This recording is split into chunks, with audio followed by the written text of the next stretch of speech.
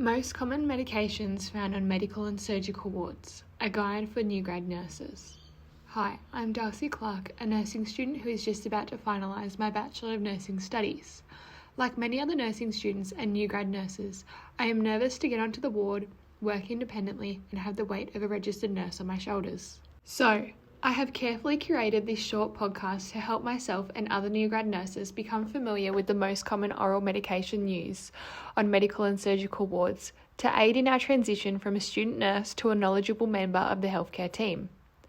Learning about common medications is of significance to me, as learning about common medications we work with countless times a day allows us as new healthcare professionals to gain an understanding as to why we are treating our patients with these particular medications, their uses, and risks associated with administration, to reduce the likelihood for error or medical malpractice to occur.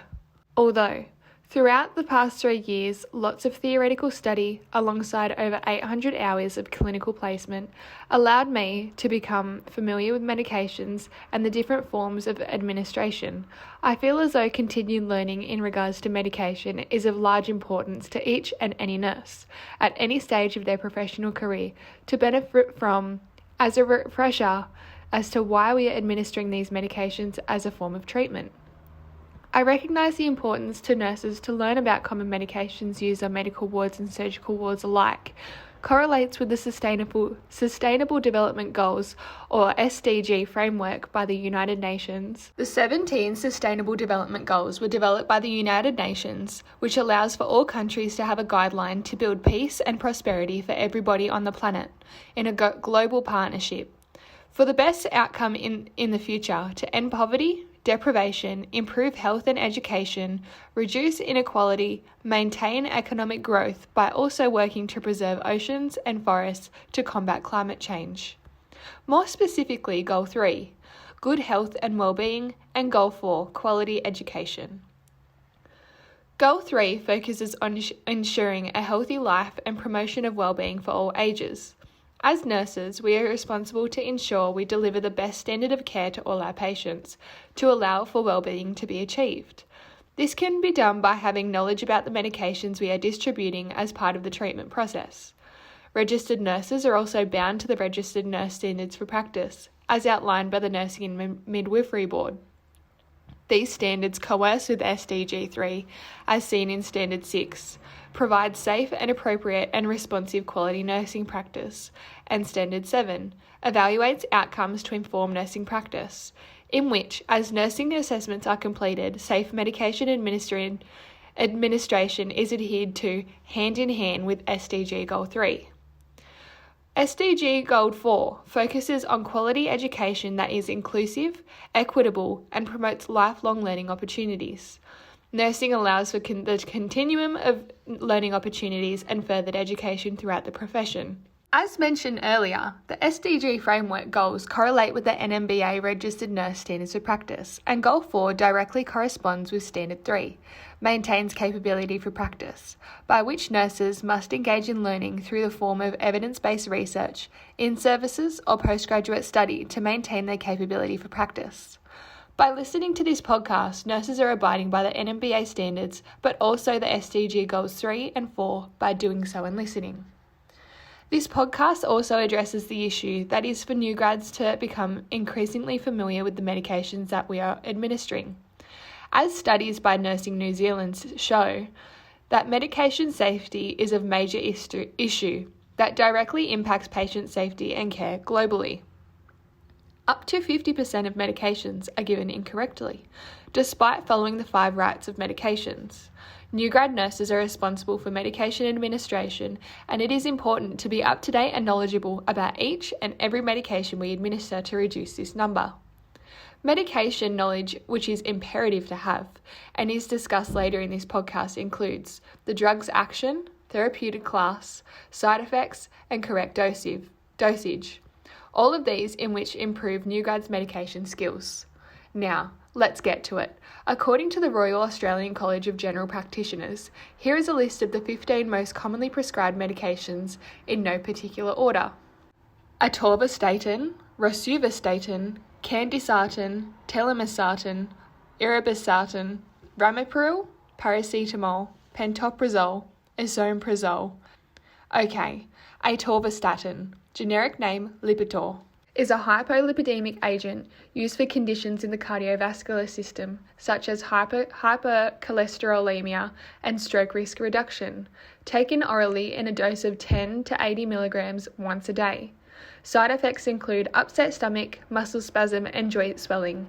You must assess for excess alcohol intake, renal impairment history, and not to be taken in conjunction with steroid-lowering agents such as spironolactone.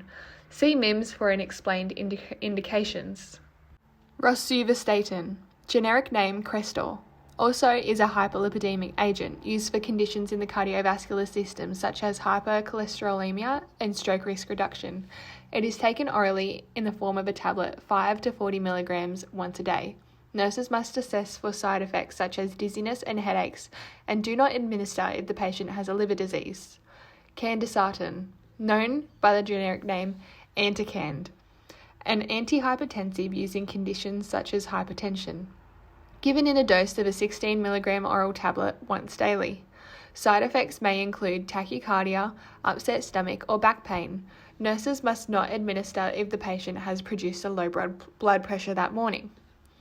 Telmisartan, also known as Mycardis, is another antihypertensive. It is also given for hypertension in an oral tablet at a dose of 40 milligrams a day. It has a large amount of side effects including fluid, electrolyte imbalances, dizziness, and flu-like symptoms. Nurses must monitor electrolytes, liver, and kidney functionality. Irbesartan, also known as Avapro, an antihypertensive also used for hypertension, given in an oral tablet of 150 milligrams once a day. Side effects include sexual dysfunction, fluid and electrolyte imbalances, and nurses must assess for vomiting and diarrhea, liver and renal functioning. Ramipril, also known as Altace. It is an antihypertensive and ACE inhibitor, used for post-myocardial infarction and myocardial infarction prevention of renal failure and persistent proteinuria. It comes in an oral tablet of 2.5 to 10 milligrams daily. Nurses must be considerate of the side effects that include hypotension, syncope, cough, bronchitis, sinusitis. This is contraindicated with anesthetics and NSAIDs.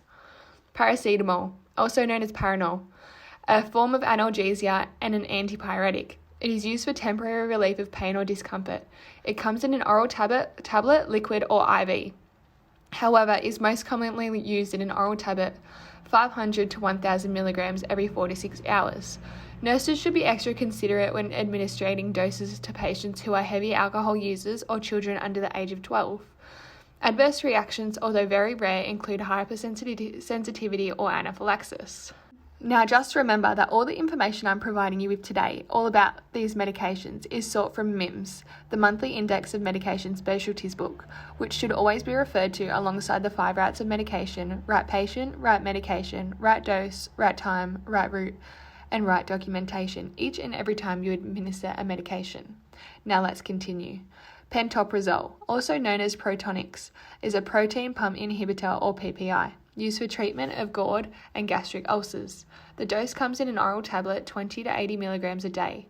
Adverse reactions include sweating, headache, and GI upset.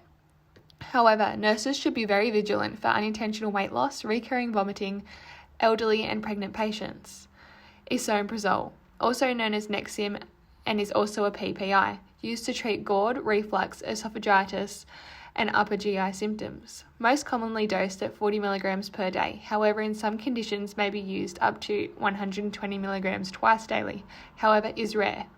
Nurses should consider avoiding administration with a range of benzodiazepines, and adverse reactions may include headache, insomnia, dizziness, and dry mouth.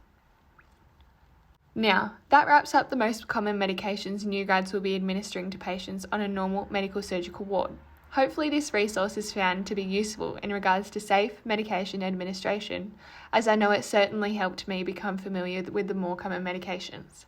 Thank you for listening, and I hope you have a great day.